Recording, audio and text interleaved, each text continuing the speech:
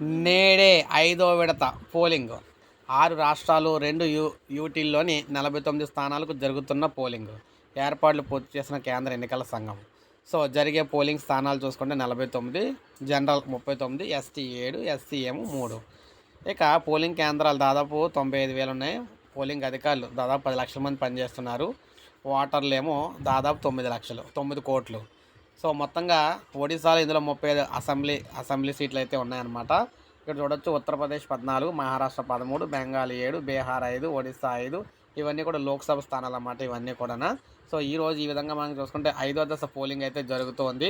బరిలో కీలక నేతలు కూడా ఉన్నారు. కేంద్ర మంత్రులు రాజ్నాథ్, అదేవిధంగా పీయూష్ గోయల్, కౌశల్ కిషోర్, సాధ్వి నిరంజన్ జోషి, సంతన్ ఠాకూర్, ఇలా కీలక నేతలందరూ కూడా ఉన్నారన్నమాట ఈ ఎన్నికల్లోని.